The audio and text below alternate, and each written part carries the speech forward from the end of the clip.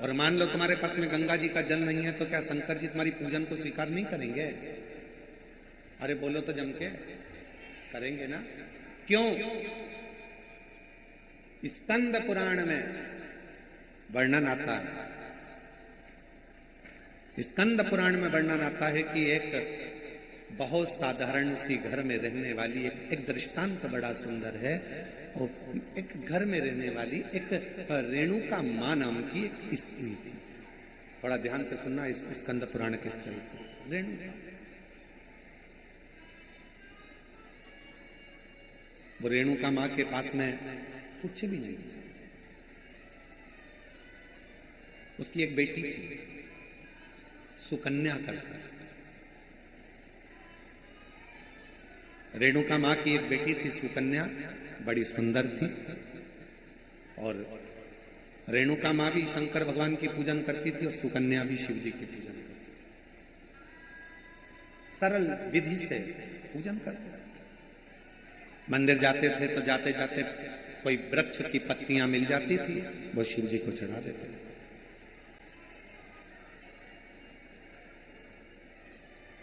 कोई फूल मिल जाता था, वो शिव जी को चढ़ा देते थे।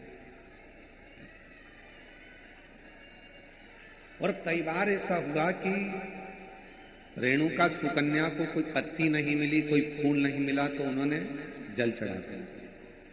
कई बार ऐसा भी हुआ कि सुकन्या और रेणुका को जल भी नहीं मिला तो उन्होंने 3 बार ताली बजाई। कई बार ऐसा हो गया सुकन्या और रेणुका को कि वो मंदिर भी ना जा पाए तो उन्होंने शिखर का दर्शन कर दिया। शिखर का दर्शन।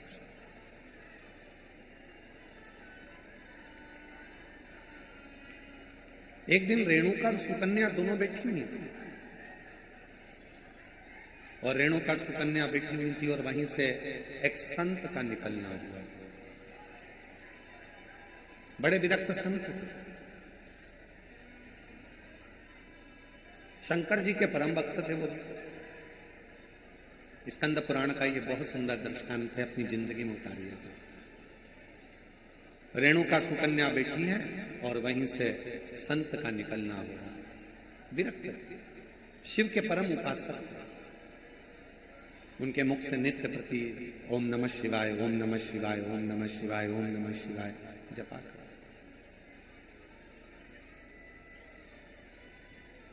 आज संत भिक्षा मांगने के लिए रेणुका और सुकन्या के घर पर पहुंच गए।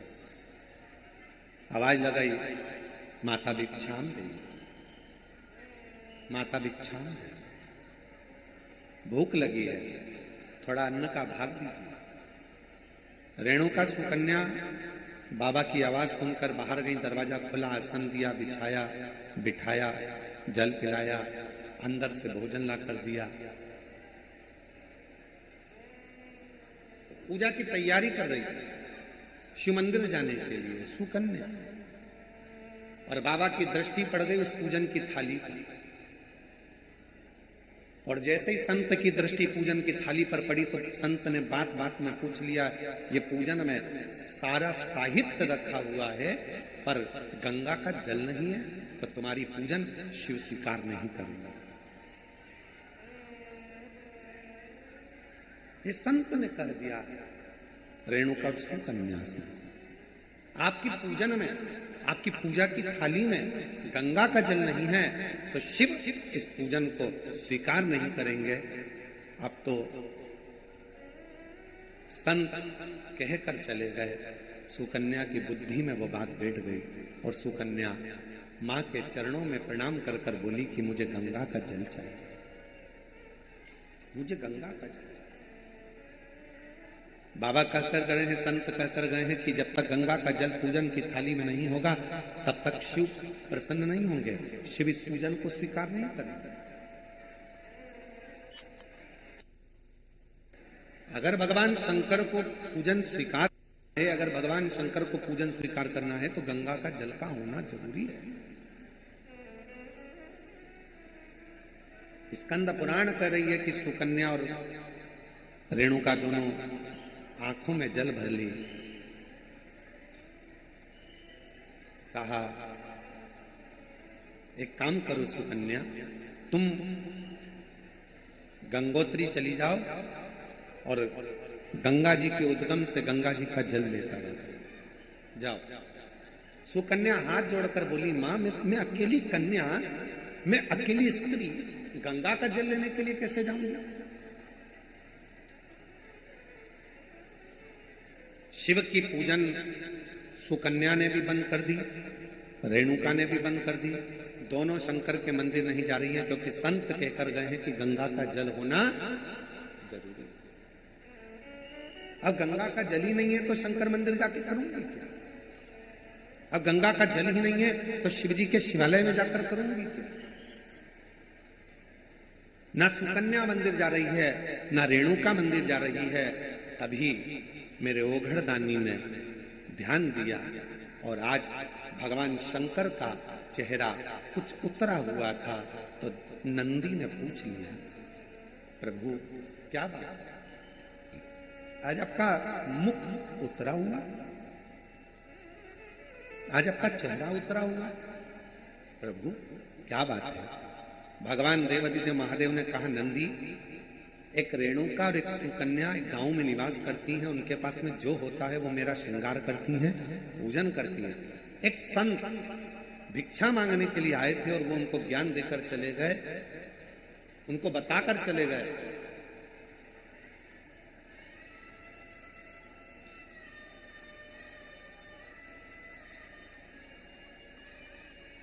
कि गंगा के जल के बिना शिव पूजन को स्वीकार नहीं करते।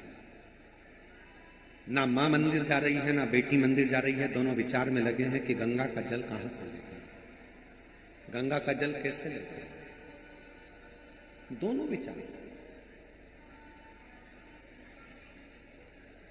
और उन दोनों के जल के बिना मैं फीका हूं। तभी भगवान शिव के पास से नंदी दौड़ कर गए, आप चिंता मत करो, आपका चेहरा उतरा हुआ देखकर, मुख उतरा हुआ देखकर मुझे अच्छा नहीं लग रहा। दौड़ कर गए नंदी और नंदी ने जाकर एक साधु का रूप रखकर पहले तो संत को समझाया कि गंगा का जल की मूलता नहीं, मूलता है शिव भक्ति की। जाओ जाकर सूचित करो। संत मानते नहीं थे तो नंदी ने अपना असली विग्रह धारण किया, बड़े बड़े सींग, बड़ा विराट सा स्वरूप नंदी, बड़ा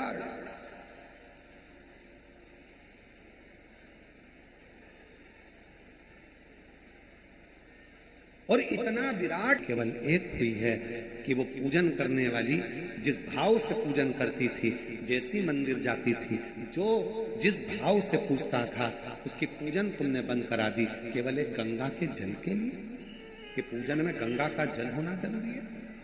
जाओ।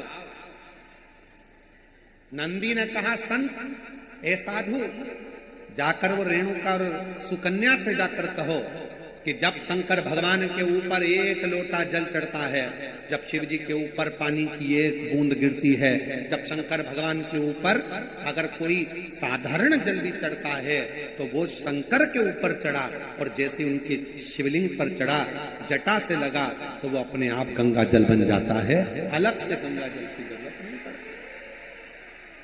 जाओ कहो, बोलो उनको।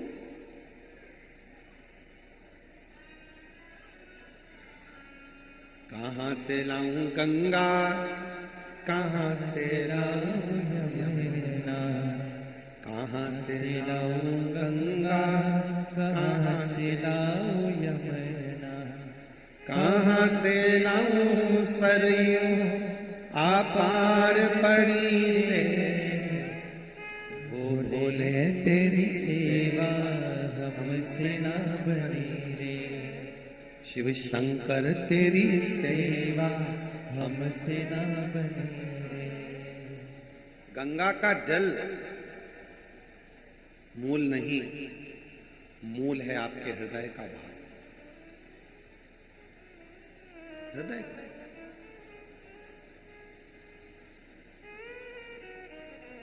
इस कथा में कई लोग गाड़ी भर भर कर पानी की बोतल लाकर बांटे, कई लोग श्रीखंड की हजारों हजार डब्बे लाकर बांटे, कोई खिचड़ी लाकर बांटा, कोई भोजन के पैकेट बनवा बनवा के हजार हजार 5-5 हजार लाकर लोगों को बांटे। और उसी बीच में कोई ऐसा भी था जिसके पास में कुछ नहीं था, तो 10 रुपए की टॉफी खरीद कर उसने वो भी बांटा। कोई ने 5 रुपए का बिस्कुट खरीद कर। तो क्या उसका बांटना स्वीकार नहीं होगा? क्या उसका बांटना स्वीकार नहीं होगा? एक सेठ जी हमेशा कहता था, भगवान मुझे देगा तो मैं भंडारे करूंगा, भगवान मुझे धन देगा तो मैं भंडारे करूंगा, खूब भोजन कराऊंगा, खूब भंडारे करूंगा, खूब भंडारे करूंगा, खूब भोजन करूंगा। अगर भगवान मुझे देगा तो मैं भंडारे करूंगा। पर एक शुभ भक्त आया, उस भक्त ने आकर कहा, सेठ जी तुम कहते हो कि भगवान मुझे देगा तो मैं भंडारे करूंगा, तुम्हारे पास में कुछ हो तो अभी भंडारा कर दो। धन ही नहीं है, पैसा ही नहीं है, तो मैं भंडारा कैसे करूं? शिव भक्त ने कहा, भंडारा वो नहीं कि 10,000 लोगों को भोजन कराऊंगा तो भंडारा होगा, 50,000 लोगों को भोजन कराऊंगा तो भंडारा होगा। भंडारा उसको भी कहा जाता है कि किसी प्यासे एक व्यक्ति को भी अगर पानी पिला दिया, किसी एक भूखे को भोजन करा दिया तो वो भी भंडारा, वो भी भंडारा। मेरी जीजियों, मेरे जीजाओं, मेरी बेटियों, बेटाओं, मेरे बुजुर्ग माँ बाप, याद रखना, अगर भगवान ने तुम्हारे पास में धन नहीं है, तुम्हारे पास में संपदा नहीं है, पहले का गांव में रहने वाला एक एक व्यक्ति, उसके घर में भले झोपड़ा था, फटे हुए कपड़े थे, कुछ भी नहीं था उसके पास, फिर भी वो रोज भंडारा करता था। तुम्हारे गांव में भी तुम जाकर देखना, अपने अपने गांव में पहुंचकर देखना कि पहले का गरीब व्यक्ति, उसका कपड़ा फटा हुआ है, खेत में काम कर रहा है, मेहनत कर रहा है, कुछ भी नहीं है, उसके पास खाने का भी नहीं है, तो भी वो भंडारा करता था। कैसा भंडारा करता था? अपने घर से थोड़ा सा चून लेकर जाता था, थोड़ा सा आटा, थोड़ी सी शक्कर मिला के लेकर जाता था, पीपल के पेड़ के नीचे थोड़ा थोड़ा डाल देता था, हजारों चींटियां आती थी, खाकर चली जाती थी, वो भी भंडारा हो जाता था। हजारों चींटियां एक साथ एकत्रित होकर, हजारों चींटियां। और मेरा विश्वास कहता है कि मेरी मुंबई की भी कई बहनें, मेरी मुंबई की भी कई मेरे जीजा, कई मेरी बेटियां, कई बेटा, कई मेरे बुजुर्ग माँ बाप भी ऐसा भंडारा करते होंगे। कभी कभी घर में मिठाई अगर ज्यादा हो जाती होगी, थोड़ी सी लेकर पेड़ के नीचे चले जाते होंगे, वहां डाल देते होंगे, जिससे छोटी छोटी चींटियां आकर, चींटे आकर, जीव आकर इसको खा ले। वो भी तो भंडारा, भंडारा उसको भी तो कहते हैं।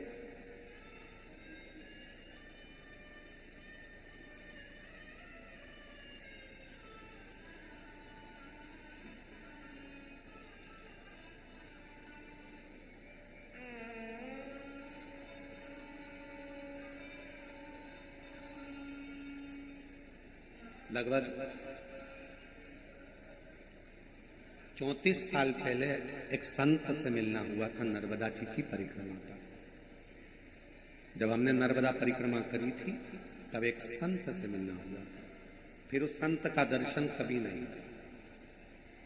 34 से 38 साल के पहले की बात होगी, एक संत का दर्शन। कोई पैसा देकर जाते थे, वो पैसा नहीं लेते थे, कोई कपड़ा देकर जाते थे, वो कपड़ा नहीं लेते थे, कोई धन देकर गए तो धन नहीं लेते थे।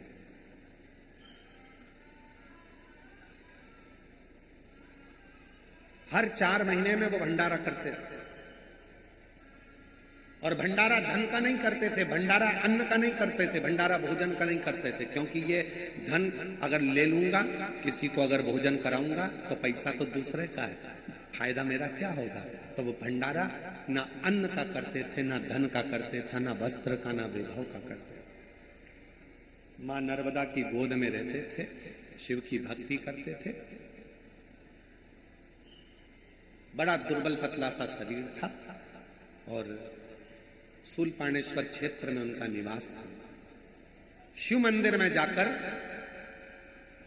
भगवान शंकर के मंदिर में जाकर 21 बार अपने शरीर को दंड करते थे, प्रणाम करते थे और शरीर में त्रिशूल से चोट हो जाती थी, पत्थर से चोट हो जाती, पड़ जाते थे।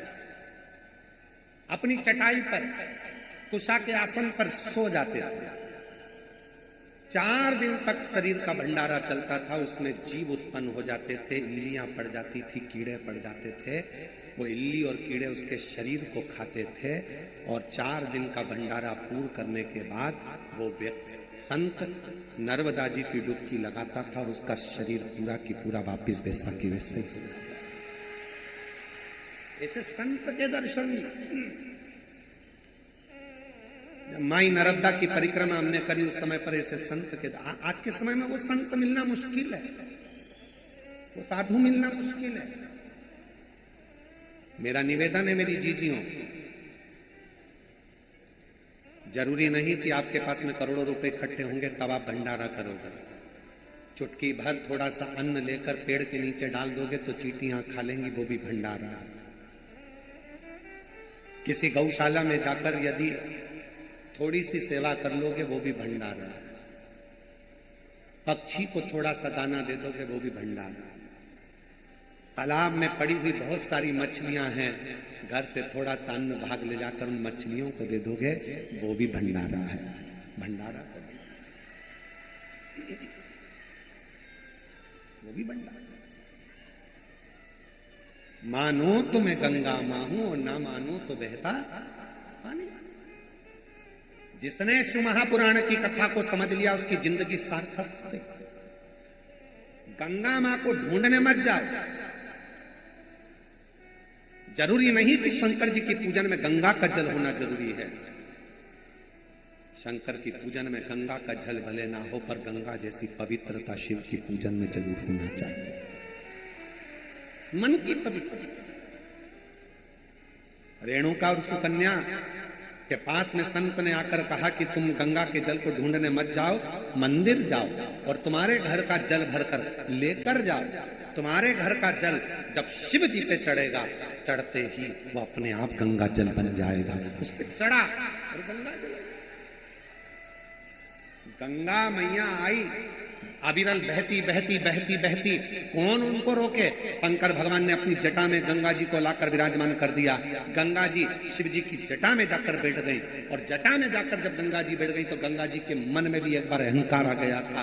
स्वयं मां गंगा ने भगवान विष्णु जी के पास जाकर कहा, विष्णु जी के पास जाकर कहा कि मैं गंगा, सारी नदियों में सर्वश्रेष्ठ गंगा, पवित्र गंगा, मैं पवित्र, सारी नदियों में सर्वश्रेष्ठ गंगा, मैं पवित्र गंगा।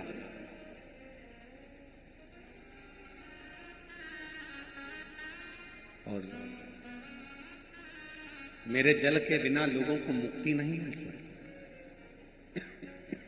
ये गंगा जी का।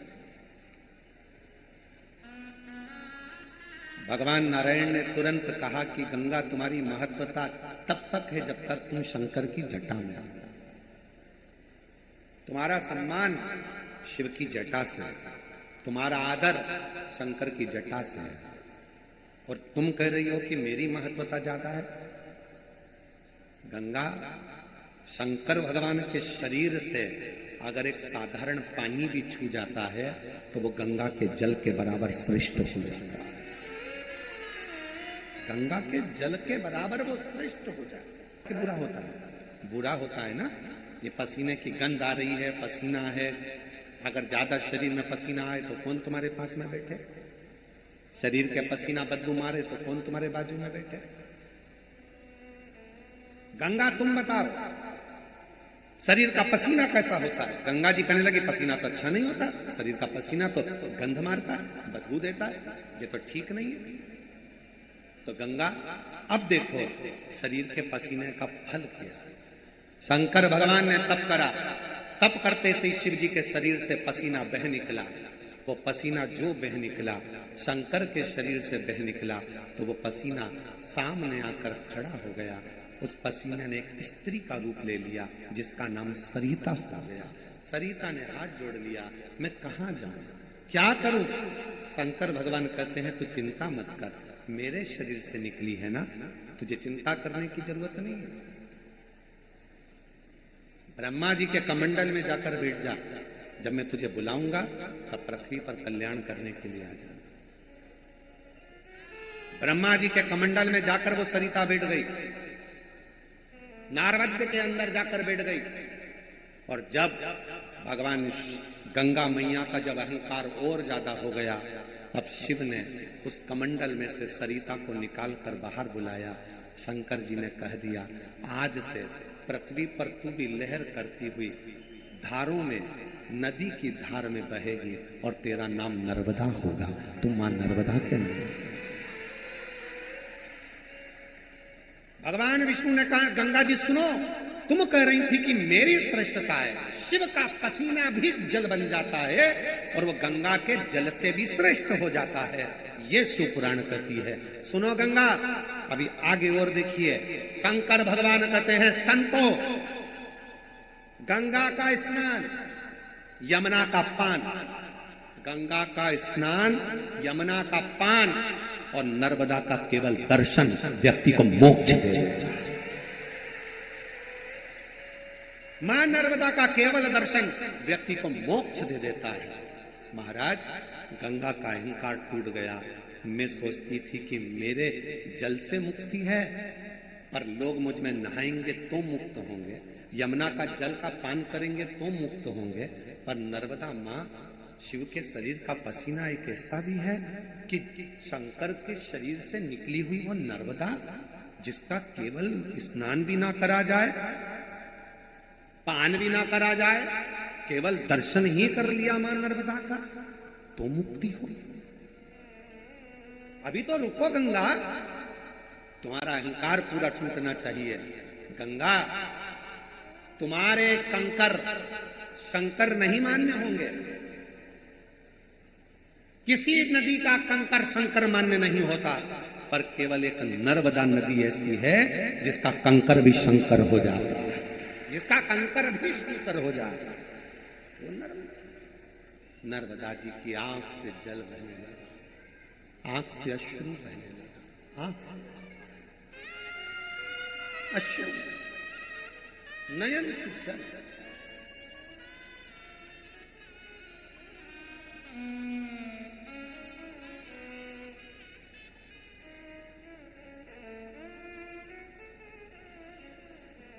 आपके भीतर ये अभिमान ना आए।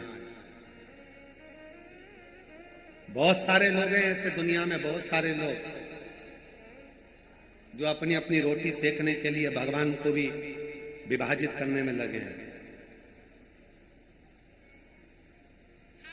कह देते हैं पूजन में गंगा जी का जल होना जरूरी है, कह देते हैं पूजन में अगर ये चीज नहीं होगी तो भगवान पूजा को स्वीकार नहीं करेंगे, पूजा स्वीकार नहीं करेंगे। ऐसे कई लोग बैठे हैं जो दिन रात अपनी रोटी सेकने में लगे हुए हैं। पूजन में ये होगा तो भगवान स्वीकार करेंगे, पूजन में नहीं होगा भगवान स्वीकार नहीं करेंगे, पूजन में ऐसा होगा तो स्वीकार करेंगे, ऐसा नहीं होगा तो स्वीकार नहीं करेंगे। शिव महापुराण की कथा कहती है, मेरी जीजियों निवेदन है आप सबसे, कुछ है पूजन में आपके पास तो ठीक, नहीं है अपने घर से एक लोटा जल भर कर लेकर जाओ, जब शिव को चढ़ाओगे वो गंगा जल अपने आप होता चले जाएगा, अपने आप से, अपने आप से। फिर किसी ने कहा शिव जी पे चढ़े हुए जल की इतनी महत्वता क्यों है, शंकर जी पे चढ़ा हुआ जल इतना खास कैसे हो जाता है, शंकर के शिवलिंग पर चढ़ा हुआ जल इतना मूल कैसे हो जाता है। केवल एक 33 कोटि देवता में केवल एक देवता ऐसे हैं जो पूरे वनस्पति को, पूरी पृथ्वी को, पूरे जल तत्व को, अग्नि तत्व को, वायु तत्व को अपने अंदर संजो कर रखते हैं। आप उठाकर क्यों, एक लोटा जल चढ़ाने से राहु ठीक हो जाता है, एक लोटा जल चढ़ाने से केतु ठीक हो जाता है, शनि ठीक हो जाता है, बुध ठीक हो जाता है, मंगल ठीक हो जाता है, बृहस्पति ठीक हो जाता है, 9 ग्रह देवता सब शंकर के जल से ठीक हो जाते हैं। क्या है ऐसा कि शंकर का जल चढ़ते से वो औषधि बन जाता है। शिव जी पे जल चढ़ा, उसको पियो, वो औषधि का काम करता है। आखिर उस जल में ऐसा क्या हो जाता है? तो शंकर भगवान का पूरा विग्रह देखिए। शिव के मस्तक पर जटा में कौन बैठी है? जम के बोलो, गंगा मां। और उसी जटा पर बाजू में साइड में कौन बैठे हैं? चंद्रदेव। साइड में कौन बैठे हैं? चंद्र। कभी आप में से कोई ऐसा व्यक्ति है जिसने शंकर जी की जटा पर चंद्रमा को गलते हुए देखा हो? किसी ने चंद्रमा को बड़ा होता हुआ देखा हो? चंद्रमा समाप्त होते हुए देखा हो?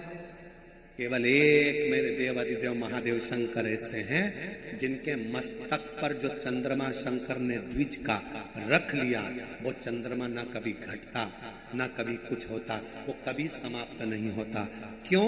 क्योंकि चंद्रमा को शिव जी ने कहा था जो मेरे पास में आ जाता है उसको घटने नहीं देता, उसको बढ़ने देता हूं मैं। बढ़ने, वो घटता नहीं है। शंकर भगवान को जल चढ़ाने वाला घटता नहीं है, वो बढ़ता है। शिव के मस्तक पर गंगा है, शिव के मस्तक पर चंद्रमा है। और याद करो राहु केतु की कथा श्रीमद् भागवत कथा में, आपके मुंबई नगर में बहुत श्रीमद् भागवत कथा होती है, आपने कई बार सुनी होगी। भागवत जी में वर्णन आता है जब शीश कटा केतु का, राहु प्रकट हुआ, जब मालूम पड़ा सबकी सब समाप्ति का बिंदु आने लगा, राहु केतु को मारने का समय आने लगा, तब क्या करें? राहु और केतु दौड़ कर गए शिव जी के पास, हमारे को कृपा करो, अपने पास में जैसे चंद्रमा को रखा वैसे हमको रख लो। भगवान ने उस राहु केतु को भी जहां चंद्रमा को विराजमान करा, उसी के नीचे शंकर भगवान ने राहु केतु को भी विराजमान कर दिया। फिर आए सूर्य, फिर आए बुध, मंगल, बृहस्पति, सारे शनि, सब ग्रह आकर खड़े हो गए। बाबा कृपा करो, वो लंकापति रावण अपने पांव के नीचे हम ग्रहों को रखना चाहता है, हम ग्रह पांव के नीचे नहीं रहना चाहते, कृपा करो। शंकर भगवान ने कहा सारे ग्रह मेरी जटा के अंदर आकर विराजमान हो जाओ। सारे के सारे ग्रह भगवान शंकर की जटा के एक एक बाल के अंदर आकर बैठ गए। रावण आया सारे ग्रहों को अपने काबू में करने के लिए, लंकापति रावण आया सारे ग्रहों को बंदी बनाने के लिए, अपने पांव के नीचे रखने के लिए। तब एक भी ग्रह रावण के सामने नहीं मिला। रावण शिव जी के पास पहुंच गया, देखा शंकर की जटा में सारे ग्रह छुपकर बैठे। लंकापति रावण ने कहा भोलेनाथ जी से ये ग्रह मुझे दे दो। शंकर भगवान कहने लगे तेरे पिता के पिता में भी दम हो तो निकाल कर ले जा, सामर्थ्यता हो तो निकाल कर ले जा। जो मेरी शरण में आ गया किसी दूसरे की सामर्थ्यता नहीं है कि कोई उसको उखाड़ कर ले जा, किसी दूसरे की सामर्थ्यता नहीं, कौन उखाड़ सकता? अकाल मृत्यु वो मरे जो काम करे चंडाल का, काल उसका क्या बिगाड़े जो भक्त हो महान काल का। जो शिव की आराधना करता है दुनिया में उसको कोई उखाड़ कर बता दे? कौन? इसलिए फिर निवेदन महादेव नमन चरण स्वीकार कीजिए, सबका किया है मेरा भी उद्धार कीजिए, उद्धार कीजिए। हे त्रिपुंडधारी, हे त्रिशूलधारी, हे त्रिपुंडधारी, हे त्रिशूलधारी। चरणों में तेरे बाबा जी पावन है चारों धाम, तेरी देव करते वंदना पूजे सीताराम। चरणों में तेरे बाबा जी पावन है चारों धाम, तेरी देव करते वंदना पूजे सीताराम। हो जाए पूरी कामना, हो जाए पूरी कामना, उपकार कीजिए सबका किया है मेरा भी उद्धार कीजिए, उद्धार कीजिए। हे त्रिपुंडधारी,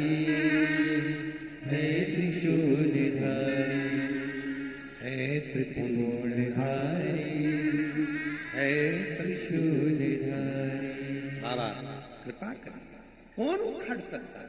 राहु केतु चंद्रमा सब शिव के पास। समय आया, तारकासुर ने आक्रमण किया, इंद्रदेव, वायुदेव, गरुण देव, ये देव, जितने 33 कोटि देवता हैं सब परेशान हो गए। आखिरी में सबके सिंहासन तारकासुर ने जीत लिए, सबके सिंहासन जीत लिए। कहां जाए? दौड़ दौड़ कर सारे देवता पृथ्वी पर आ गए, सारे देव पृथ्वी पर आ गए। 33 कोटि देवता हाथ जोड़कर बोले, भोले बाबा, वो तारकासुर आक्रमण पर आक्रमण कर रहा है, परेशान कर दिया बाबा, कृपा करिए, करुणा करिए। शंकर जी ने कहा, चिंता मत करो,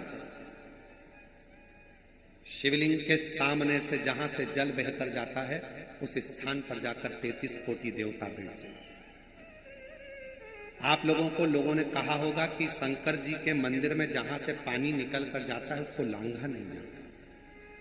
लांघते? जम के तो बोलो नहीं, उसको लांघते नहीं है। क्यों? 33 कोटि देवता उस जल के आसपास में बैठे रहते हैं। शिव जी का जो चढ़ा हुआ जल आता है वो देवता अपने ऊपर प्रोक्षण करते रहते हैं, तो तारकासुर भी उनको छू नहीं पाता है और वो सारे देवता सुरक्षित रह जाते, सुरक्षित। शंकर भगवान की जलाधारी ये शिवलिंग, ये पीठिका जलाधारी, और उस जलाधारी में से जहां से पानी नीचे गिरता है, जितना बड़ा भाग होता है, 64 योगनियां, सारी देवियां, सारी सिद्धियां उस स्थान पर विराजमान हो जाती हैं, सारी सब विराजमान। एक शिवलिंग के अंदर ब्रह्मा भी हैं, विष्णु भी हैं, सारे देवता उस शिवलिंग के अंदर विराजमान। पर ना जाने लोगों की दृष्टि कहां चली जाती है, हमें समझ में नहीं आता। लोग कहते हैं हमें इन देवता की पूजन अलग करना पड़ेगी, इन देवता की पूजन अलग करना पड़ेगी, इन देवता का आराधना अलग करना पड़ेगा, इन देवता की आराधना अलग करना पड़ेगी।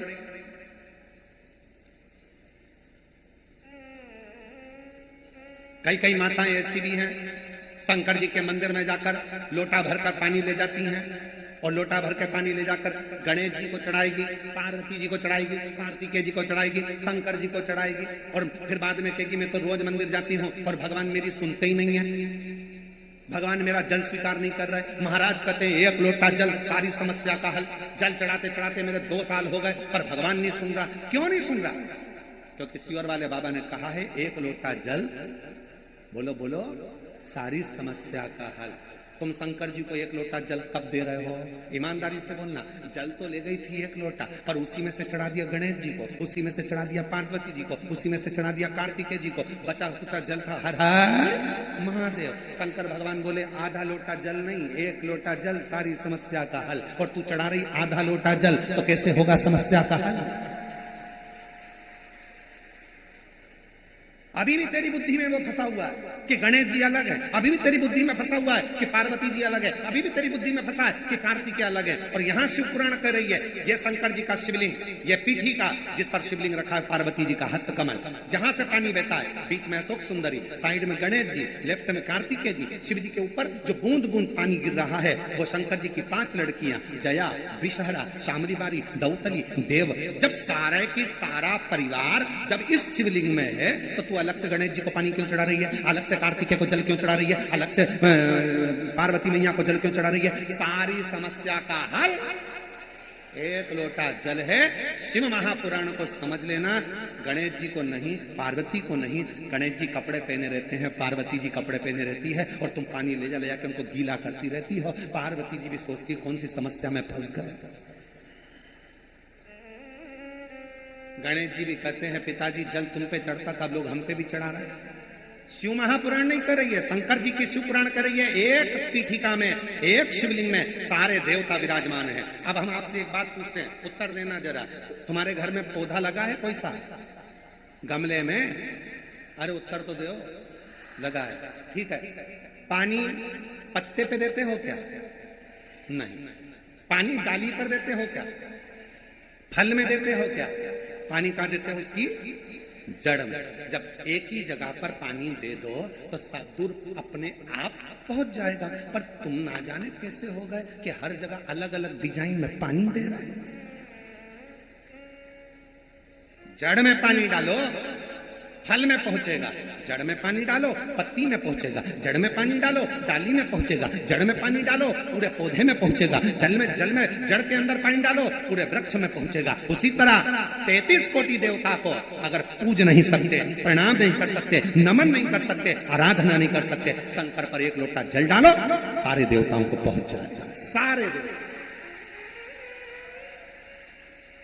अब तुम कहीं कितने गुरुजी सारी समस्या का हल एक लोटा जल में कब से चढ़ा रही हूं। अब अपने अंदर विचार कर सोचना, ईमानदारी से सोचना कि कितनी गलती कर रही थी अभी तक।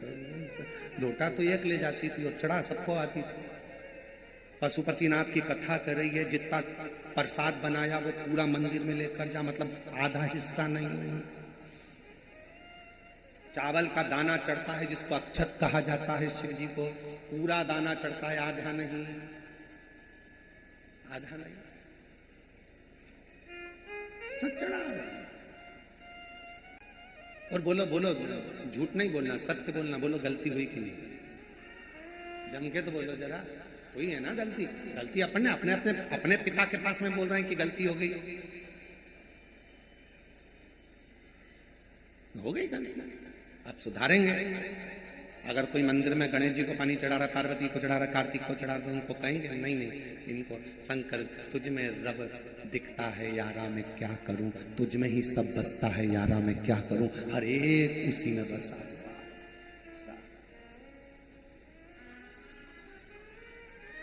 सब उसी।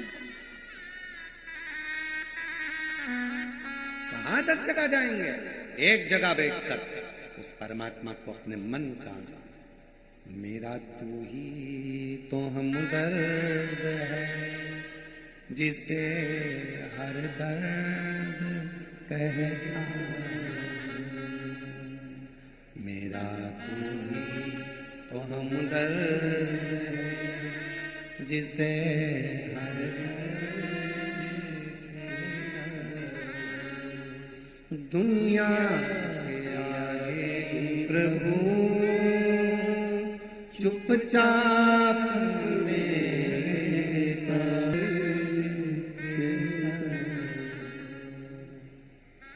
इधर भी बोल दिए, उधर भी बोल दिए, उधर भी बोल दिए, सब जगह भटक लिए। समझ नहीं पाए शिव पुराण को आज कि शिव कथा क्या करेंगे। और जो समझ गया उसको बाबा ने साथ एक पत्र अच्छा है।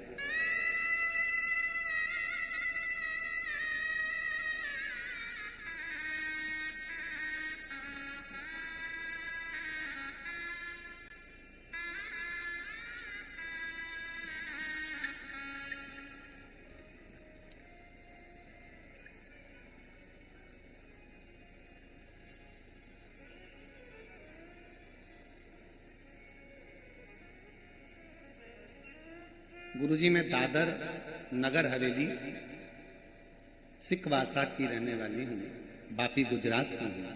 मेरा नाम हस्मिता दक्षेश पटेल है। कहीं बैठे हों तो हाथ हिला सकती हैं, और कहीं बैठे हों तो एक बेलपत्र लेने के लिए आ सकती हैं। हाथ हिला तो एक बार, हाँ दिख गए हो, ठीक है, आ जाइए। गुरुजी पहले आपको मानते नहीं थे, बेटे की जॉब के लिए बहुत अप्लाई किया, सरकारी नौकरी नहीं लग रही थी। तब मोबाइल पर आपको एक बार छोटी सी क्लिप देखी थी जिसमें आपने कहा था कि पंडाल में बैठकर जो मांगा जाता है वो मिलता है। हम लोग पंढरपुर की कथा चल रही है, और पंढरपुर की कथा चलते चलते हम बाबा की कथा में पहुंचे। बाबा की चरणों में नमन करा, वहां कथा सुनी 2 दिन, बाबा को प्रणाम कर कर आ गए। और बाबा की ऐसी कृपा हुई गुरुदेव कि मेरे बेटे की सरकारी नौकरी लग गई। मैं बाबा को यहाँ प्रणाम करने के लिए, नमन करने के लिए एक पत्र और अच्छा है। मेरा नाम सोनी पाल, पति का नाम संजय पाल, स्थल मुंबई कांदीवली की रहने वाली हूँ। पशुपति व्रत और 1 लोटा जल का वर्णन करूंगा। कहीं बैठी हो तो हाथ हिला सकती हैं। मेरा नाम सोनी पाल, पति का नाम संजय पाल। मुंबई कांदीवली के रहने वाले हैं, अगर कहीं बैठे हो आप ही हैं, बच्चा आया है साथ में, आया है, लिया लिया। गुरुजी शादी के कई साल निकल गए थे, इलाज करवाया पर संतान का सुख नहीं आया। 10 साल हो गए संतान का सुख नहीं मिला। जब 10 साल हो गए संतान का सुख नहीं मिला, गुरुदेव बहुत डॉक्टरों की दवाई सब कुछ खाई पर कुछ नहीं लगा।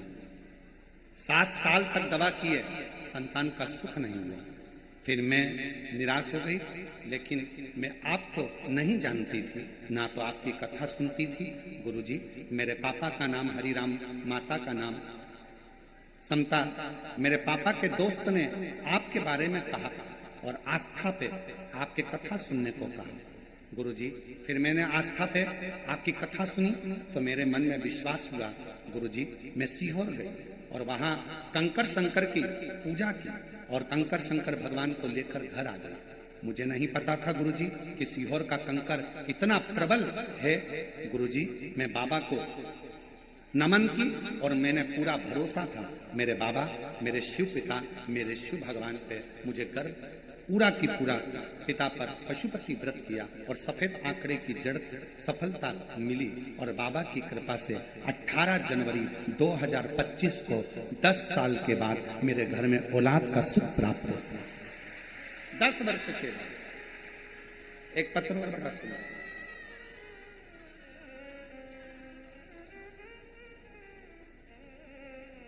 मैं स्वदीपिका नीलेश नाइक, निवासी नाला सोपारा, पश्चिम मुंबई से।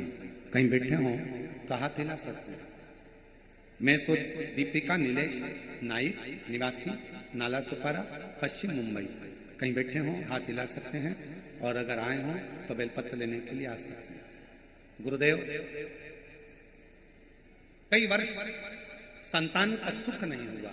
1 साल, 2 साल, 3 साल, 4 साल, 5 साल, 6 साल, 7 साल, 8 साल, 10 साल तक ऐसे निकलते चले गए, औलाद नहीं। तब मेरी सासू माँ अमरावती में रहती हैं, उन्होंने मुझे शिव महापुराण के बारे में बताया और हमने कथा सुनना प्रारंभ करा। और बाबा की ऐसी कृपा हुई गुरुदेव, पंडाल में बैठकर वहां की मिट्टी को पेट से लगाना, बाबा को विनय करना, और बाबा की कृपा से 8 नवंबर 2024 को शिव जी की कृपा से हमारे घर में 10 साल के बाद संतान का सुख प्राप्त हुआ। मैं बाबा को यहाँ प्रणाम करने के लिए आई हूँ। शिव तत्व किसको कहते हैं? मेरा तू ही तो हमदर्द जिसे हर दर्द कहता, दुनिया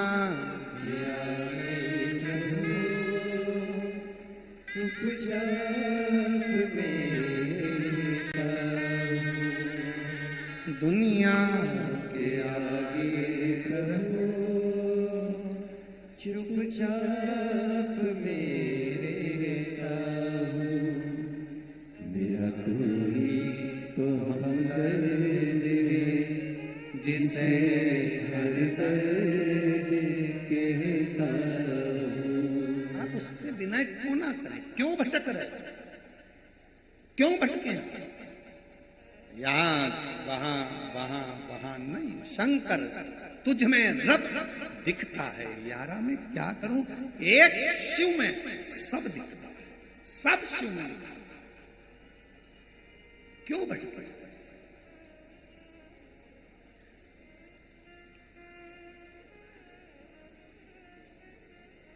कई माताओं की आदत है कि मंदिर में दिया लगाती हैं तो विचार करती गणेश जी बैठे हैं, उनको तो घुमाया ही नहीं। फिर इधर भी बैठे हैं, इनको तो घुमाया ही नहीं। इधर बैठे हैं, इनको तो घुमाया ही नहीं। कई कई घरों में तो चाबी के किरिंग में भी अगर भगवान है तो उसको भी पूजन में रख के उनको तो नहलाया ही नहीं। उनको भी लगता, उनका भी मतलब अभी भी भेद है तुम में कि सब देवता अलग है। बस एक ही जगह पर तुम ये देखते हो कि भगवान को हमने अलग अलग अलग अलग सबको चंदन लगा रही, सबको सबको सबको, चावल भी सबको लगा रही, आरती भी सबकी कर रही।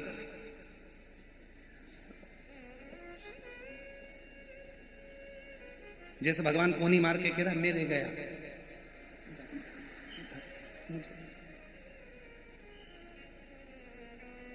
अब जब तू सबके लिए आरती कर रही है, सबके लिए चंदन लगा रही है, सबके लिए पूजन कर रही है, तो फिर आखिरी में फिर वो प्रसाद रखती है, तब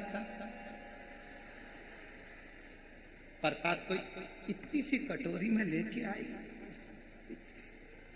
और इतना सा प्रसाद, इतने सारे देवता। गणेश जी कह रहे हैं शंकर जी से, मैं खाऊं कि तुम?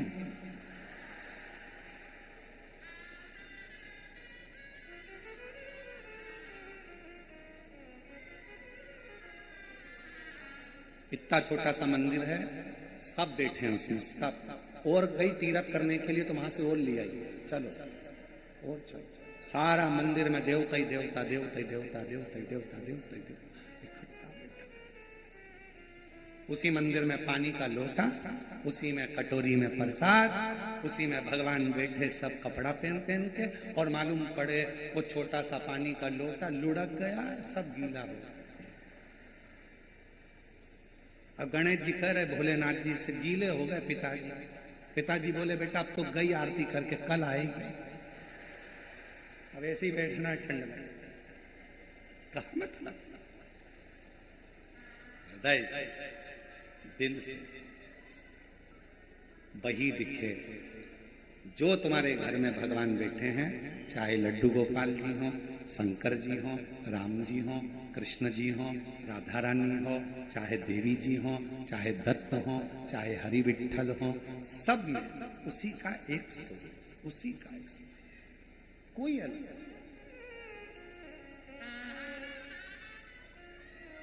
गुलाब जामुन खाने के बाद वो अलग डिपार्टमेंट में जाती है क्या? जम के तो बोलो। खोपरा पाक, चाउमीन,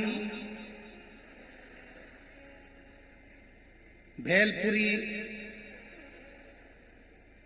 पिज्जा, नहीं हो सकता पेट में अलग अलग डिपार्टमेंट हो, जैसे तुम्हारे घर में फ्रिज में अलग अलग जालियां होती हैं, यहाँ पे दूध रख दो, यहाँ सब्जी रख दो, यहाँ ये रख दो, तो पेट में हो सकता है अलग अलग डिपार्टमेंट हो। पिज्जा इधर ही जाएगा, पानी पतासा इधर जाएगा, छम्मक लड्डू इधर जाएगा, भेलपुरी इधर जाएगा। नहीं, गुलाब जामुन खाओगे तो भी अंदर ही जाएगा, खोपरा पाक खाओगे तो भी अंदर ही जाएगा, भेल खाओगे तो भी अंदर ही जाएगा, पिज्जा खाओगे तो भी अंदर ही जाएगा।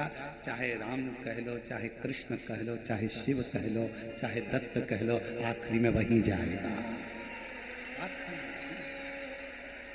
जाना वही, एक ही है, एक ही, कोई बटता नहीं,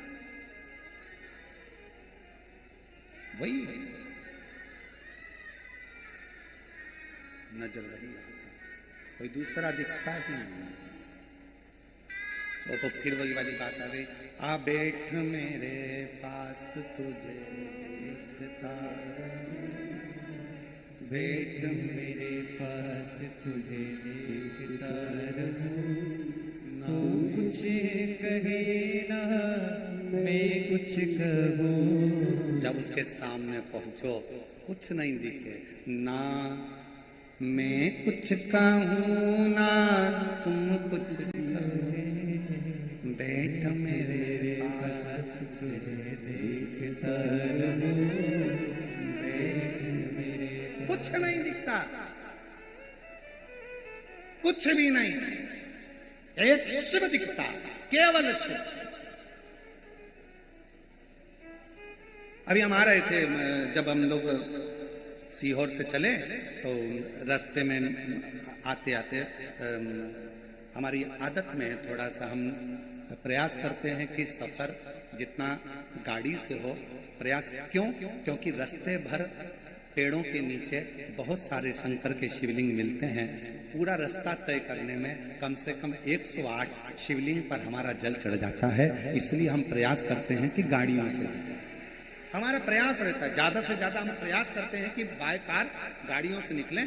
कहीं कहीं गाड़ी रोकते देख लेते, शंकर जी बैठे, उतरे, पानी की बोतल ली, लोटे में डाली, शंकर जी भी चढ़ा दिया, हर हर महादेव। फिर आगे चल दिया, देखा अकेले पेड़ के नीचे बहुत शांति से बैठे, एकदम अब यहाँ तो नंदी भी नहीं दिख रहा, गणेश जी भी नहीं दिख रहा, पार्वती भी नहीं दिख रही, एकदम अकेले बैठे हैं। मन में आ गया एकांतेश्वर बैठे हैं, जल्दी चलो कुछ मन की बात के आते हैं। गाड़ी रुक भाई, लोटा भर के पानी लिया, हर हर महादेव। शंकर जी भी सोचते होंगे अकेले में भी नहीं रहने दे रही, कहां से आ गया।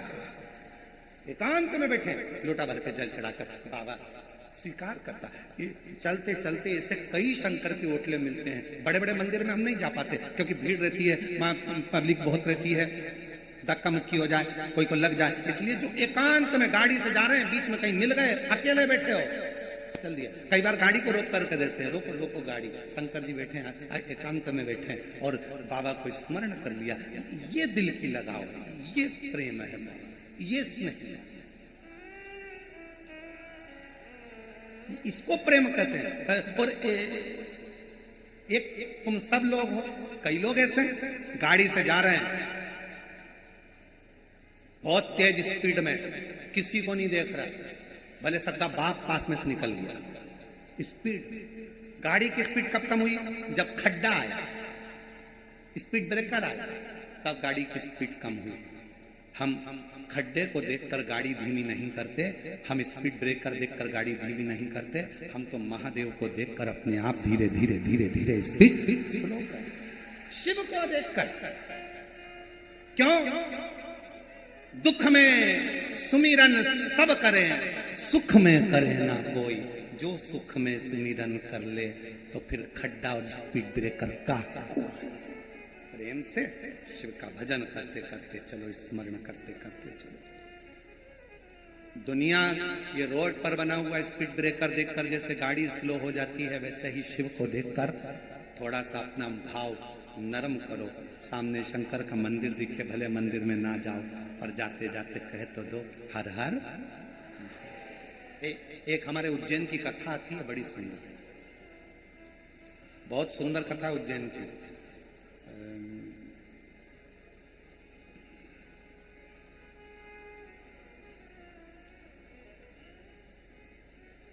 एक शंकर जी का बड़ा भक्त था, खूब भांग घोट के पी लेता था उज्जैनी में, खूब जोर।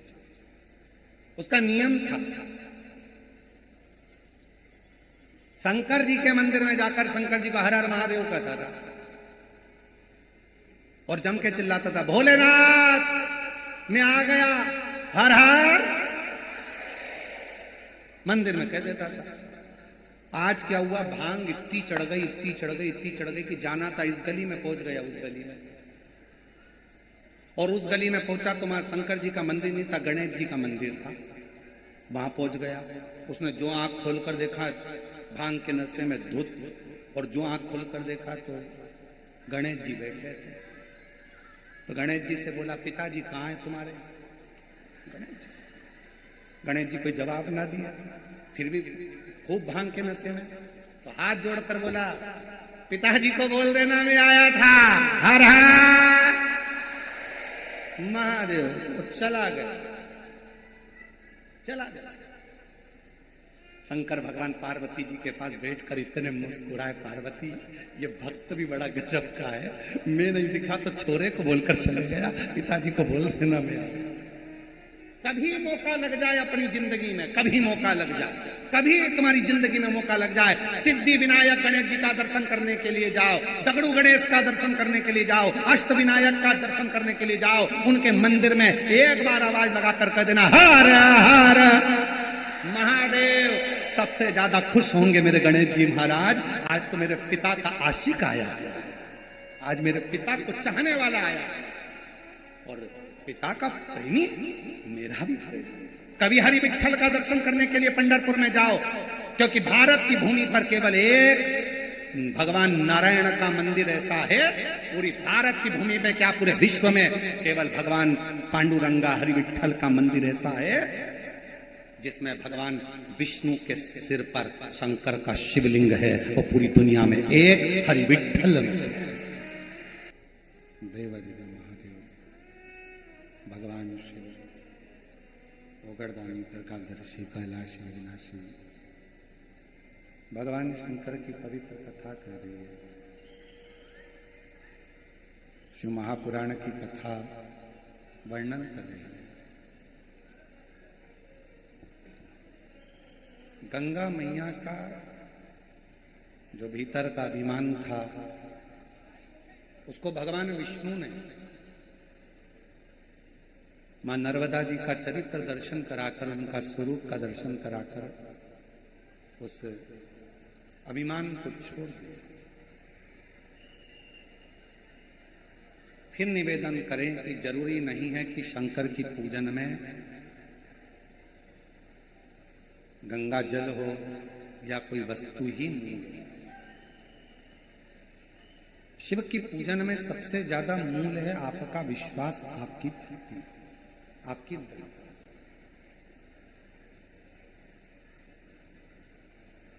और वो भी केवल भाव, श्रद्धा का। आप दिल से जब भगवान शंकर को एक लोटा जल चढ़ाएंगे, वो जल अपने आप गंगा जल होता चला जाए, अपने आप।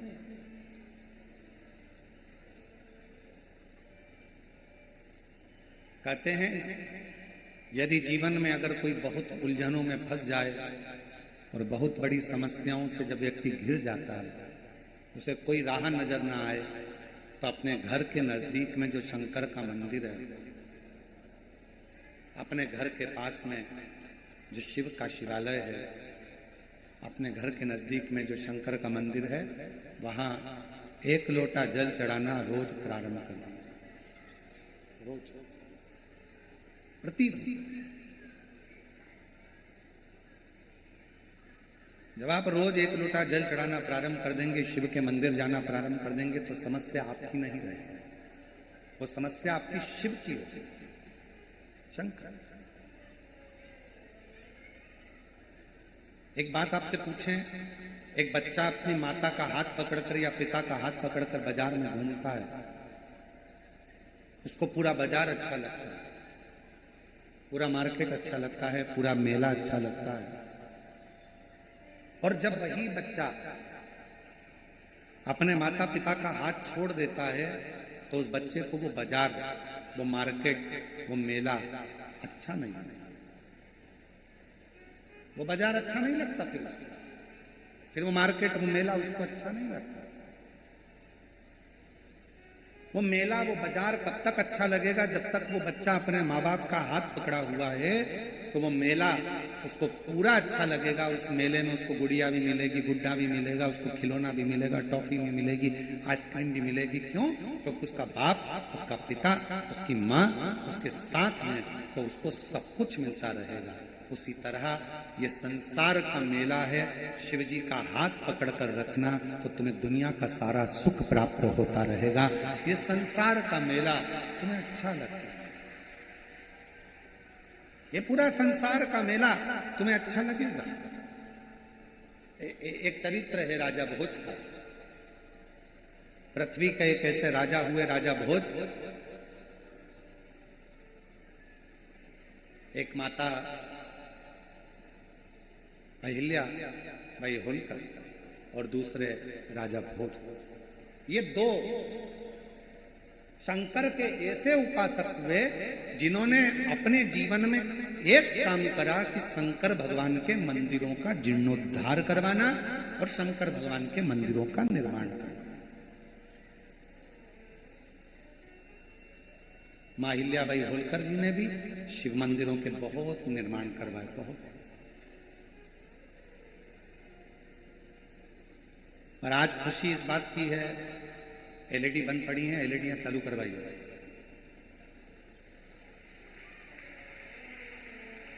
बीच वाले पंडाल की एलईडियां बंद है। आज सबसे ज्यादा खुशी, सबसे ज्यादा प्रसन्नता इस बात की भी होती है कि मां अहिल्याबाई होलकर जी ने जिन मंदिरों का निर्माण करवाया, जिन मंदिरों को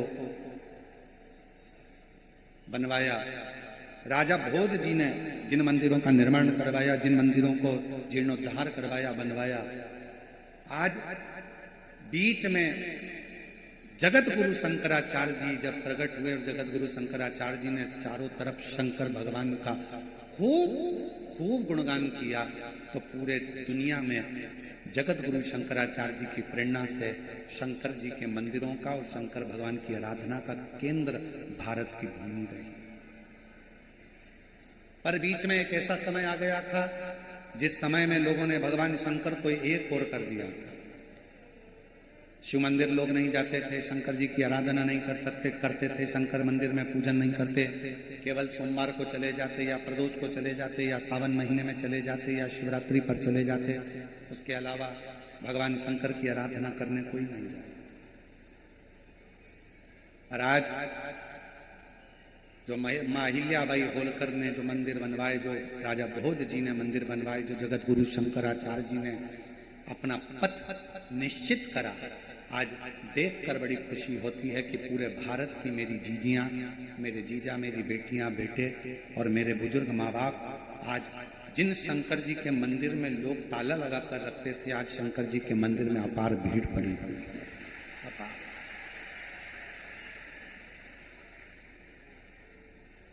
भीड़ पड़ी। शिव मंदिर तक लोगों ने जाना प्रारंभ किया और आज लोगों का दुख अपने आप मिटना धीरे धीरे प्रारंभ किया। क्यों? अगर मौका मिले तो गीता प्रेस गोरखपुर की शिव महापुराण लेकर आना और अपने घर में बैठकर पढ़ना। उसमें गीता प्रेस गोरखपुर की शिव महापुराण को पढ़कर देखना, तुमरुका जी भगवान शंकर के सम्मुख में, ईसर गोरा के सम्मुख में चंचुला देवी के पति को प्रेत योनि से मुक्त होने के लिए शिव महापुराण की कथा कहते हैं।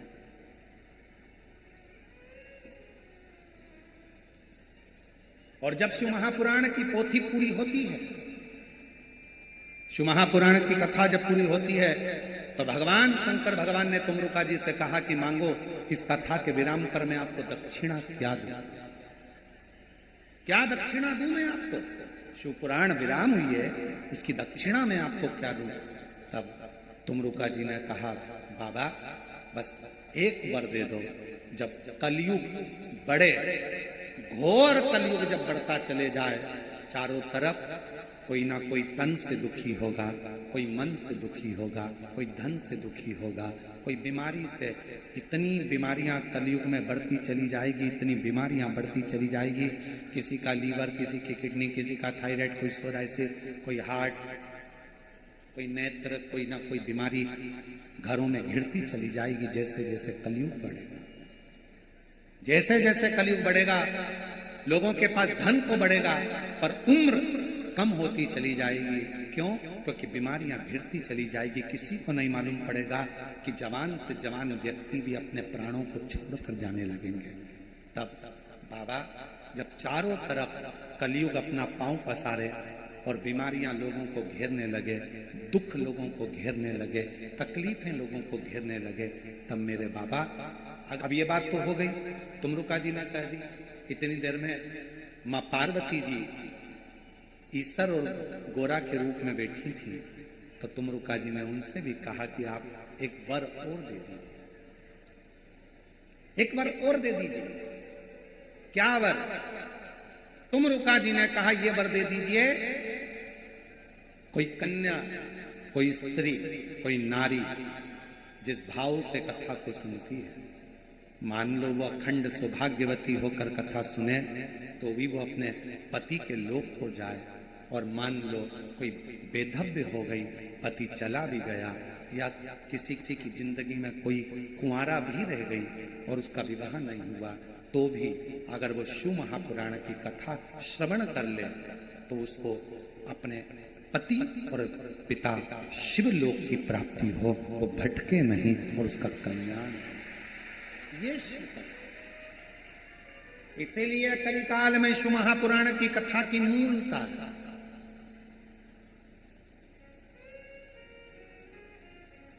और वो भी शिव महापुराण की कथा देवाधिदेव महादेव के कुबरेश्वर धाम से चलकर आपके इस मुंबई नगर में पहुंची, जिसको आप श्रवण कर दिल से सुन।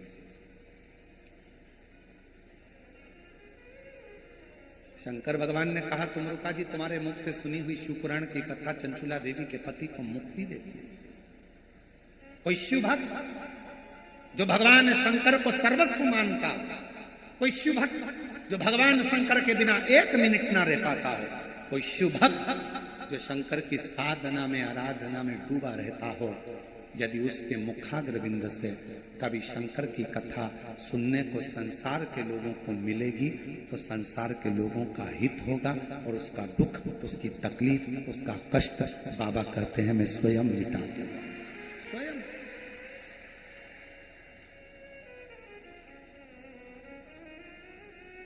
फिर निवेदन करें, भीड़ बढ़ाने के लिए कभी शिव महापुराण की कथा में मत जाओ। बहुत सारी कथाएं जहां लोगों को भीड़ बढ़ाने का शौक होता होगा, बहुत कथाएं लोगों को बहुत शौक है भीड़ बढ़ाने का।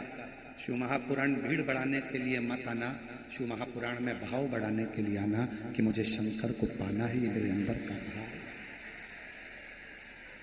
भीड़ बढ़ाने के लिए नहीं। भीड़ देख देख के तो मुंबई वाले टेंशन में है।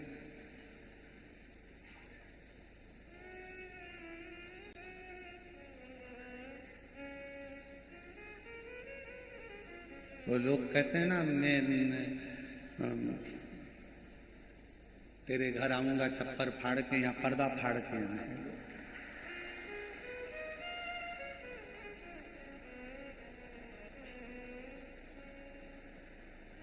पर्दा। यहां भीड़ बढ़ाने के लिए कभी शिव पुराण की कथा में मत जाओ। शिव महापुराण की कथा में तब जाना जब तुम्हारा मन कर जाए कि मैं जाकर बैठूंगी और मेरा शंकर मेरा दुख मिटाएगा, तो समझ लेना कि शिव दुख मिटाएगा, तो जाओ, वरना मत। क्यों टाइम बर्बाद करते हो अपना अपना? मुंबई जैसे शहर में रहकर अपना समय बर्बाद मत करो। अगर दिल कर जाए कि मैं कथा में जाऊंगा और मेरा बाप, मेरा शंकर, मेरा शिव 3 महीने में मेरा दुख काटेगा, तो वो काटेगा ही। इतना विश्वास लेकर, इतना विश्वास लेकर जाना तो कथा में जा, वरना अपने अपने घर में भले काहे को फालतू का टाइम बर्बाद करो और इतनी भीड़ लगाकर फालतू का चिंता। जजमान को भी टेंशन दो, कहाँ बैठेंगे, कहाँ बैठेंगे, कहाँ बैठेंगे, कैसे इनको रुकेंगे, कैसे व्यवस्था होगी, क्या करा जाएगा, क्या नहीं होगा। क्यों चिंता? विश्वास हो और पूरा भरोसा हो जाए कि मैं पंडाल में जाऊंगी, कथा सुनूंगी, वहां की मिट्टी को अपने शरीर पर लगाऊंगी, प्रणाम करूंगी, नमन करूंगी, और मेरा विश्वास कहता है कि मेरा कुबेर भंडारी सीहोर से आया है, कुबेरेश्वर बाबा, ये कुबेर भंडारी की जो पोथी है साधारण नहीं है। मैं उस पंडाल में जब बैठूंगी तो मेरा बाबा खुशियों से मेरी झोली भर देगा, तो वो भरोसा निश्चित। क्यों? भीड़ से नहीं, भाव से शिव मिलेगा, भीड़ से नहीं। क्यों पड़े लोग ये गाड़ियों पर चढ़ चढ़ के बैठे हैं, कोई पीछे, कई कई तो बाउंड्री के पार है। वो तुम्हारे यहाँ क्रिकेट होता है ना, लगा शिक्षा, वो बाउंड्री के पार, कई बाउंड्री के पार, कोई दिख ही नहीं रहा है। सीहोर वाला महाराज तो दिखा ही नहीं उनको, मिला ही नहीं भाव। और मेरी जीजियों, भले रोड पर बैठे हो, गेट पर बैठे हो, चाहे साइड में बैठे हो, पर याद रखना। और जितनी प्रशासन यहाँ पर व्यवस्था करा है, पुलिस प्रशासन, यहाँ के collector, SP, IG, DIG, commissioner, SP, SSP, TI, SDM, यहाँ के सारे एक एक अधिकारियों को साधुवाद देता हूँ कि आपने इस कथा को बहुत सुचारू रूप से सजाया। बहुत, ये सरल नहीं है, इसको संजो दिया, संजो, संभाल। जाओ शिव के करीब में, शंकर भगवान को पाने के लिए। शिव महापुराण की कथा भीड़ बढ़ाने के लिए नहीं, भाव बढ़ाने के लिए जाइए। और जब भाव बढ़ेगा तो शिव अपने आप कल्याण करेगा। राजा भोज मंदिरों का निर्माण करवाए, खूब मंदिर बनवाए, खूब मंदिरों का जीर्णोद्धार करवाया, खूब सुंदर सुंदर मंदिर राजा भोज ने बनवाए, जैसे माँ अहिल्याबाई होलकर जी ने बनवाए।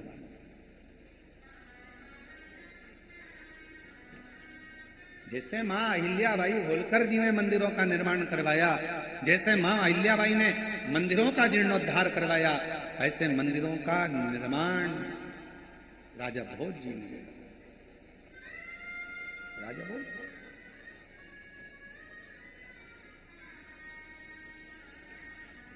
और एक बार राजा भोज के मन में एक प्रश्न अड़ गया, अपने मंत्री को बुलाया और मंत्री को बुलाकर कहा राजा भोज ने, ऐ मंत्री इधर आओ। मंत्री आए, जी सरकार, एक प्रश्न है मेरा, क्या उत्तर दे सकते हो? क्या प्रश्न है? मंत्री से प्रश्न किया। राजा भोज शिव भक्त था, भगवान शंकर की अविरल भक्ति में डूबा रहता था, पर जो मंत्री था वो शिव भक्ति को जान नहीं पाया। वो मंत्री शंकर की भक्ति को जान नहीं पाया। तो राजा भोज ने प्रश्न किया, पूरी दुनिया में एक कुआं ऐसा है जिस कुएं में अगर कोई गिर जाए तो उससे बाहर निकल नहीं पाता।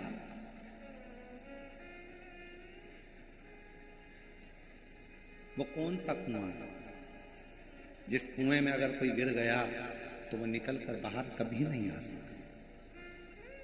बोलो। राजा भोज ने कहा, मंत्री बताओ, पूरी पृथ्वी पर वो कौन सा, क्योंकि वो मंत्री, उसका मन शिव में नहीं था, उसका मन भगवान की भक्ति में नहीं लगता, इसलिए प्रश्न राजा भोज ने अपने मंत्री से, ए मंत्री बताओ, दुनिया में वो कौन सा कुआं है जिस कुएं में अगर कोई गिर जाए तो निकल कर कभी बाहर नहीं आ सकता, उस कुएं का नाम बताओ।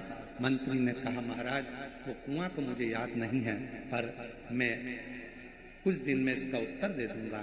राजा भोज ने कहा, मुझे उस कुएं का नाम 7 दिन के अंदर चाहिए। अगर वो कुएं का नाम 7 दिन में नहीं मिला मंत्री, तो तुम्हारे पास में जितना वैभव दिया है, जितना धन दिया है, जितनी संपदा दी है, जितने सामान दिया है, सब ले लिया जाएगा और तुम्हें मृत्युदंड दे दिया जाएगा। मंत्री नींद उड़ गई, रात दिन उस कुएं की खोज करने लगा कि वो कुआं कौन सा है जिस कुएं में व्यक्ति गिर जाए तो कभी निकल कर बाहर नहीं आ सकता। वो कुआं है कौन सा? मंत्री ढूंढने के लिए निकला, 3 दिन निकल गए। राजा भोज की प्रश्न को सुनकर मंत्री 3 दिन तक कुआं ढूंढता ढूंढता 4 दिन निकल गए, 5 दिन निकल गए, 6 दिन निकल गए, 7वां दिन आने वाला था और 6ठे दिन की संध्या थी और मंत्री ने सोचा अब ये उत्तर मिलता नहीं है, इससे तो अच्छा मैं मर जाऊं तो ठीक है। मंत्री गया वन में, जंगल में, तो एक भेड़ चराने वाला, बकरी चराने वाला मिल गया। भेड़ बकरी चराने वाला मंत्री को देखा, उस भेड़ बकरी वाले ने पूछा, अरे मंत्री जी आप यहां? हाँ, इस जंगल में क्यों घूम रहे हो? मंत्री जी कुछ बोले नहीं, कुछ नहीं बोले। इस वन में क्यों घूम रहे हो?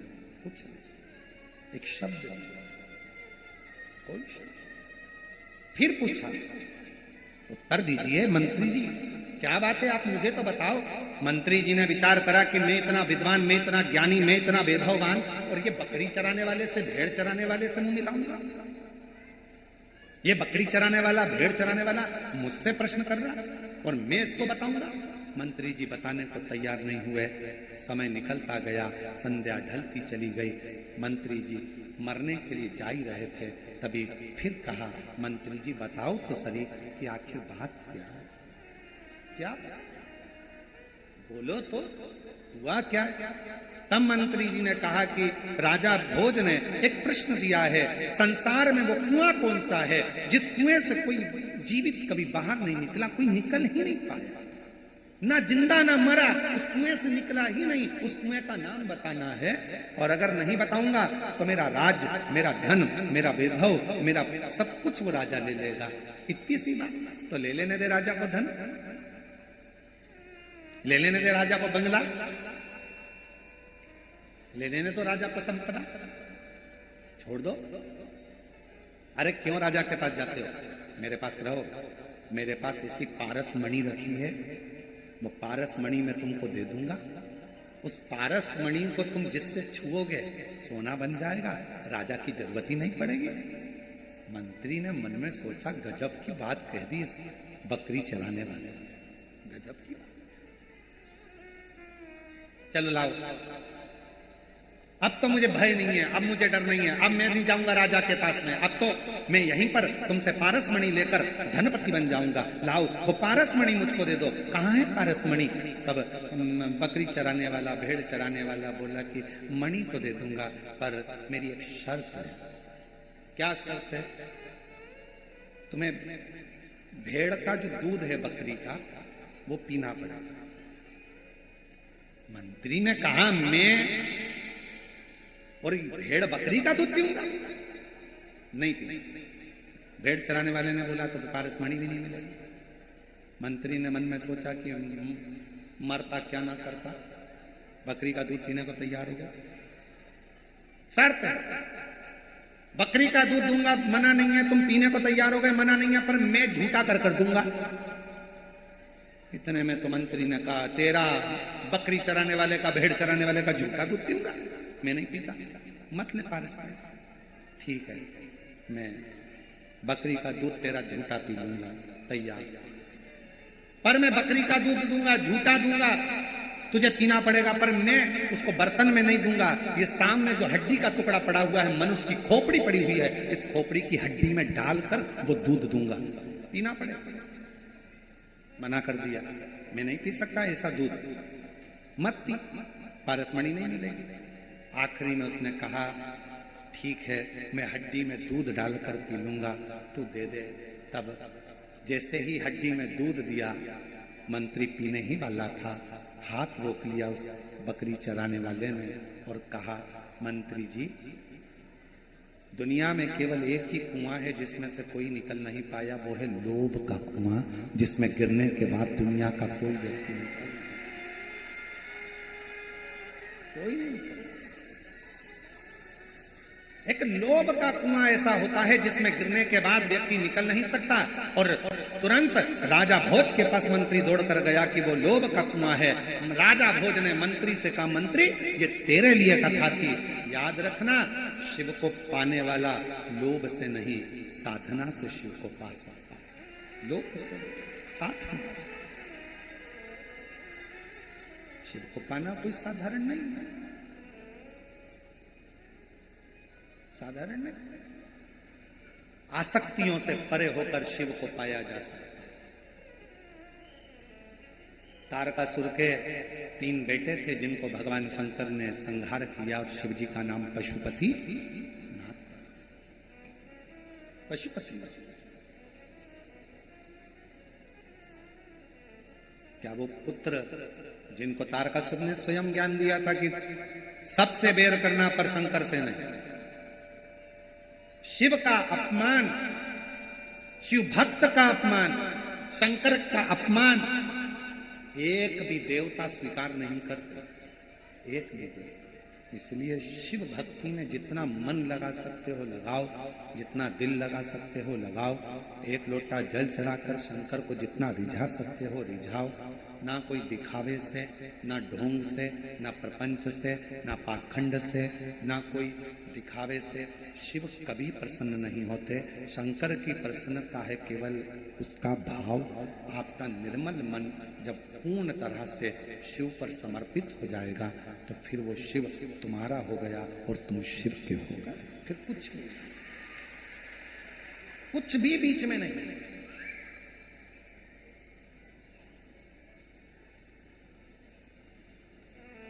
महाराज, समय आया, आगे वर्णन किया गया, भगवान के 12 ज्योतिर्लिंग का स्मरण कराया गया। और उस 12 ज्योतिर्लिंग में प्रथम नंबर पर सोमनाथ जी का वर्णन किया, जिनके चंद्र की काया का रोग हो गया।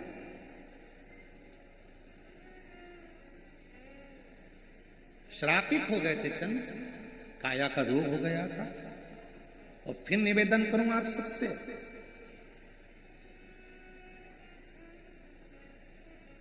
धन से अच्छा हॉस्पिटल मिल सकता है, धन से अच्छा डॉक्टर भी मिल सकता है, धन से दवाइयां भी मिल सकती है,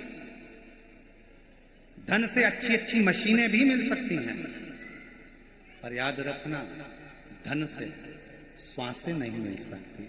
उस श्वास को पाने के लिए शिव पर एक लोटा जल जरूर चढ़ाना पड़ेगा।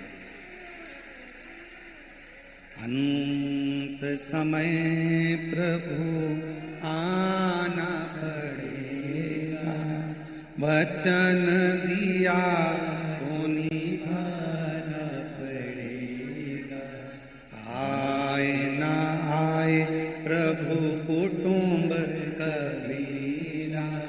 अंत समय प्रभु आना पड़ेगा, वचन दिया तो निभाना पड़ेगा, अंत समय प्रभु आना पड़ेगा। अंत के समय में धन से डॉक्टर मिलेगा, दवाई मिलेगी, अच्छा हॉस्पिटल मिलेगा, एम्बुलेंस मिलेगी, यहां तक वेंटिलेटर तक मिल जाएगा, ऑक्सीजन की मशीन भी मिल जाएगी, सब कुछ मिल जाएगा, दवाइयां भी मिल जाएगी, डॉक्टर सिस्टर भी मिल जाएंगे, सब कुछ पैसे से मिल जाएगा। पर पैसे से अंतिम समय में जब प्राण छूट रहे होंगे तब श्वासें नहीं मिलेगी। उस श्वासों को तो तुमने शंकर को एक लोटा जल चढ़ाया होगा तो वो शिव करुणा सागर उन श्वासों को थोड़ा सा बना देगा, उन श्वासों को थोड़ा, वो श्वास शिव के सिवा कोई नहीं दे सकता, शंकर के सिवा वो श्वास नहीं मिल सकता, शिव के सिवा वो श्वास प्राप्त नहीं करता।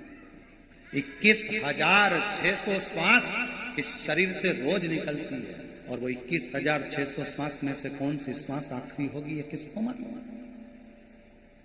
किसको मालूम। हर श्वास में जिंदगी को खुश होकर जियो, दुखी होकर नहीं। जो है तुम्हारे पास में उसमें खुश रहना सीख लो। छोटा झोपड़ा है तो झोपड़े में खुश रहो, महल है तो महल में खुश रहो, जैसा मोबाइल है उसमें खुश रहना सीखो, जैसा गाड़ी है उसमें खुश रहना सीखो, जैसा अपना काम है उसमें खुश रहना सीखो। दूसरे का वैभव देखकर कभी मत सोचना कि हमारे पास इतना होना चाहिए, नहीं, मेरे बाबा ने जो दिया मुझे कम नहीं दिया। कथा सुनूंगा, पंडाल में बैठूंगा, एक दिन यह विश्वास से कहता हूं कि मैं भी शिव महापुराण की कथा करवाने का यजमान बन सकता हूं, उसकी कृपा मुझ पर। इतनी सामर्थ्यता है आपके अंदर, इतना बल है आपके अंदर। विश्वास सबसे बड़ी चीज, विश्वास, भरोसा।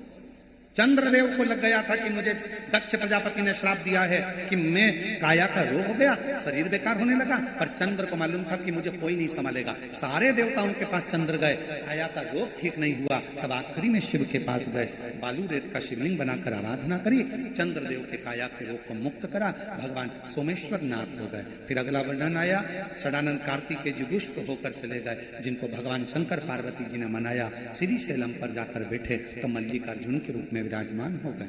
दूषण नाम के राक्षस ने बहुत उपद्रव मचाया, तब भगवान शंकर काल बनकर प्रकट होकर दूषण नाम के राक्षस का संहार कर दिए तो भगवान महाकाल बन गए। बिंद नामक पर्वत के तप करने से भगवान ओंकारेश्वर बन गए। नर नारायण के तप से भगवान केदारनाथ बन गए। और कुंभकर्ण के बेटे भीम का संहार करा तो भीमा शंकर बन गए। मनु शत्रुपा के लिए वो विश्वनाथ बन जाते हैं महाराज। और गौतम बाबा को श्राप, गौतम बाबा को जो दोष लगा था गौ हत्या का, लगाने वाला कोई दूसरा नहीं था, अपने ही लोगों ने गौ हत्या का दोष लगा दिया था। उस दोष से मुक्त होने के लिए बाबा त्र्यंबकेश्वर नाथ बन जाते हैं और त्र्यंबक नाथ बनकर विराजमान। त्र्यंबक नाथ। आगे वर्णन आया, रावण के लिए स्वयं बाबा वैद्यनाथ बनकर विराजमान हो जाते हैं। दारूक नाम के राक्षस का संहार करने के लिए नागेश्वर बन गए। राम जी के द्वारा स्थापित होकर रामेश्वर बन गए। सुधर्म नाम के ब्राह्मण की धर्म पत्नी भूष्मा को उसका बेटा वापिस लौटाया, जो 1 हफ्ते पहले मर चुका था। बेटे के टुकड़े कर दिए थे सौतेली मां ने, और टुकड़े कर कर उस बेटे को कपड़े में बांध कर कुंड में फेंक दिया गया। भूष्मा का नियम था, पार्थिव शिवलिंग बनाती थी, पूजन कर कर विसर्जन करने जाती थी। आज उसी कुंड में पहुंच गई पानी में विसर्जन करने के लिए। मन में आया मेरा बेटा नहीं देखा, बाबा भोलेनाथ को याद किया और वो 1 हफ्ते पहले मरा हुआ बेटा तैरते हुए बाहर आ गया। शिवजी का नाम कृष्णेश्वर महादेव पड़ गया। भूष्मा के बेटे को जीवित कर कर कृष्णेश्वर नाथ बन जाते। वो शिव है, ओघड़ी है, दयालु है, जो जिस भाव से मांगता है उसे वो उसी पल प्रदान कर देते हैं। उसी पल नजदीक में जो उसके बैठ गया उसने सब कुछ पा लिया, सब।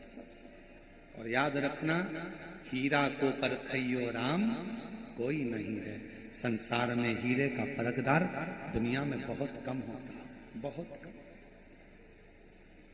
हीरे को परखने वाला कम होता है, हीरा का परखैया कम होता है। स्वयं भगवान देवदेव महादेव यशोदा जी के दरवाजे पर गए थे, आवाज लगाकर कह रहे थे कन्हैया का दर्शन करा दो, तो यशोदा जी पहचानी नहीं थी और कह दिया बाबा तुम्हें देखकर मेरा बेटा डर जाएगा। बेटा नहीं दिया सामने। यशोदा मैया को लग गया ना जाने कौन है, क्यों दूं बेटे को। याद करो, पूतना आई यशोदा जी के सामने तो पूतना की गोद में बेटे को दे दिया, और शंकर जी आए पुत्र यशोदा जी के सामने तो बेटे को नहीं दिया, कृष्ण भगवान को नहीं दिया, पूतना की गोद में। क्यों? क्योंकि पूतना श्रृंगार कर कर सज धज कर बड़ा सुंदर रूप रख कर आई थी, तो पूतना को पहचानी नहीं यशोदा और दे दिया। और भगवान अपना कोई रूप रख कर नहीं आए, वो तो अड़भंगे के अड़भंगे आ गए, तो पहचान नहीं पाई यशोदा। हीरा को परखइयो राम कोई नहीं रे। हीरा का परखदार होना कठिन, बहुत कठिन। शिव को, शिव महापुराण को, शंकर को और शंकर की कथा को दुनिया में परखने वाले बहुत कम होंगे। जिसने शंकर की कथा को जान लिया, शिव पुराण को पहचान लिया, शंकर के भक्त को जान लिया, शिव शंकर को जान लिया, फिर वो दुनिया में कभी नहीं भटका। फिर वो इधर उधर ना होकर शंकर की शरणागति में बैठकर सारा सुख पा गया। उसे सब कुछ प्राप्त, सब कुछ मिल गया। चंचुला देवी का पति बिंदु प्रेत योनि से मुक्त हो गया। शिवजी ने मस्तक की बेलपत्र शिव पोथी को समर्पित कर, जो समझ गया शिव पुराण को, उसकी जिंदगी सवर गई। मेरी जीजियों, मेरे जीजाओं, मेरी बेटियों बेटाओं, मेरे बुजुर्ग माँ बाप, श्री प्रताप इंदिराबाई बाबूराव सरनाईक जी द्वारा माननीय परिवहन मंत्री महाराष्ट्र शासन श्रीमती परीक्षा प्रताप सरनाईक जी, श्री विहंग प्रताप सरनाईक जी, श्रीमती अनाहिता विहंग सरनाईक जी, चिरंजीवी समर विहंग सरनाईक जी, श्री पूर्वेश प्रताप सरनाईक जी, श्रीमती कश्मीरा पूर्वेश सरनाईक जी, चिरंजीवी रेयांश पूर्वेश सरनाईक जी, चिरंजीवी विरांश पूर्वेश सरनाईक जी, मीरा भयंदर मुंबई से हैं, जिन्होंने इस पवित्र कथा को आप और हमारे बीच में लेकर आए। एक बार जोरदार ताली बजाकर उनका साधुवाद। जो समझ गया इस पवित्र शिव महापुराण की कथा को, वो अपने जीवन में उतार गया। एक बार बहुत बहुत साधुवाद सरनाईक जी का, जिन्होंने इस पवित्र कथा का लाभ संपूर्ण मीरा भयंदर वालों के लिए, मुंबई वासियों को ये कथा का सुख दिया है। ये वो कथा है जो जीवन में प्रकाश देती है। प्रकाश। भागवत होती है तो उसमें प्रसाद बढ़ता है, राम कथा होती है तो उसमें प्रसाद बढ़ता है, विष्णु पुराण होती है तो उसमें प्रसाद बढ़ता है, पर केवल एक शिव महापुराण की कथा ऐसी होती है जिसमें प्रसाद नहीं बढ़ता। उसमें स्वयं शंकर भगवान 3 महीने में जो कथा सुनने आता है उसकी झोली में खुशियां प्रदान करते हैं। इंसान की सामर्थ्यता नहीं है कि उनको प्रसाद दे दे। शिव के गणों को, शिव भक्तों को, इतने सारे आए हुए लाखों संख्या में इन शिव भक्तों को किसी की सामर्थ्यता नहीं है कि कोई कुछ दे दे, किसी की सामर्थ्यता नहीं है कि कोई कुछ कर सके। कथा करवाने वाला भी शिव है, कथा करने वाला भी शिव है और कथा सुनने वाला भी शिव है। सामर्थ्य